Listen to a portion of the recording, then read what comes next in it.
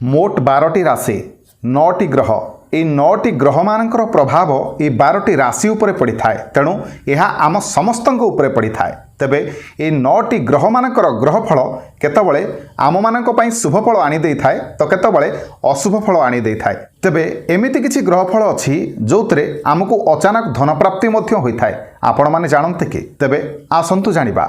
नमस्कार मु मनोज दास स्वागत आपण मानकु आजिकार ए भिडियो रे। ग्रह माने जदि आमको शुभ फल प्रदान करूछंती तेबे आमर निश्चिंत भाव में मंगल हुए और जदि ग्रह माने आमको अशुभ फल प्रदान करूछंती ताहले से कथा कहिले न सरे। किछि ग्रहफल एमिति मध्य अछि जो ग्रहफल द्वारा आमको अचानक धन प्राप्ति मध्य होई थाए तेबे आपण माने कोनोसी एक कर्म करूछंती अर्थर संकट देखागला जदि ग्रह माने आपन को शुभ फल प्रदान करूछंती तेबे एही प्रकार अर्थर समस्या निश्चय दूर हेबो। हुए तो आपणकर ये अर्थभाव समय आपणकर कोनोसी एक बंधु बांधव कुटुंब किंबा आत्मीय स्वजन जे केही मध्य आपण पाखक आसी सहायतार हाथ बढ़ाई पारंती किंतु ठीक सही परे जदि ग्रह माने आपन को अशुभ फल प्रदान करूछंती सठिक जगार नाहंती तेबे आपण जेते निजर आत्मीय स्वजन मानक पखरे हाथ पतेइले मध्य आपणकर सहायता केही भी करिवेनी बरं समस्ते दूरेई जिवे। आपण जेते असुविधा थिले भी आपण को केही भी काणी कोडीटिए भी सहायता करिवेनी। एहा हेउछि ग्रहफल। ग्रह माने केतबळे शुभ फल प्रदान करंती केतबळे अशुभ फल।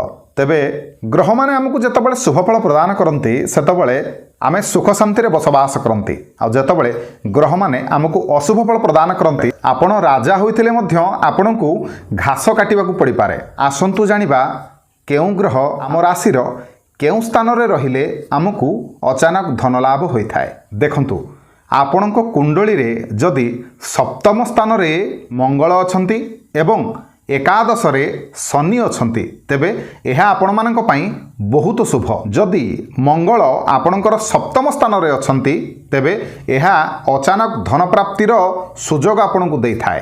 जे कोनोसी प्रकार रे आपण को धन प्राप्ति हेबो।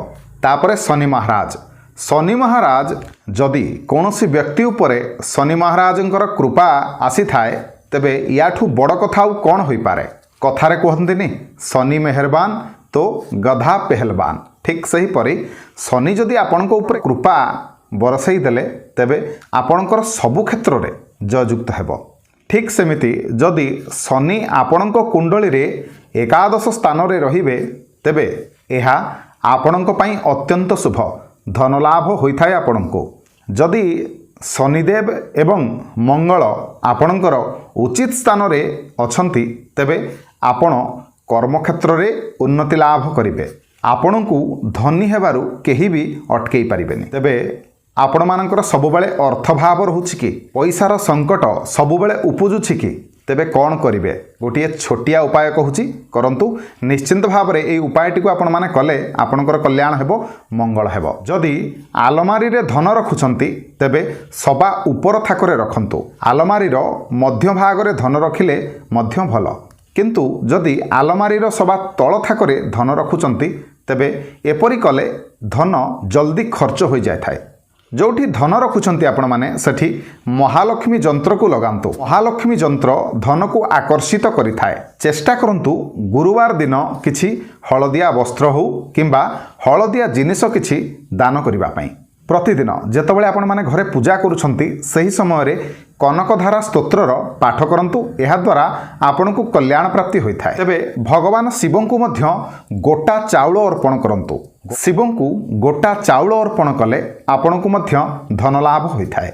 शिवं को चीनी अर्पण करंतु। शिवं को चीनी अर्पण करिबा द्वारा ऐश्वर्य प्राप्ति होई थाए एवं घरे सबुबेले सुख समृद्धिर बास होई थाए। आशा करुछि आजिकार ये भिडियोटी आपण मानकु निश्चय भल लागिथिबो। जदि भिडियो भल लागि थाए तबे भिडियो को लाइक करिवे शेयर करिवे सब्सक्राइब करिवे। रहिली धन्यवाद।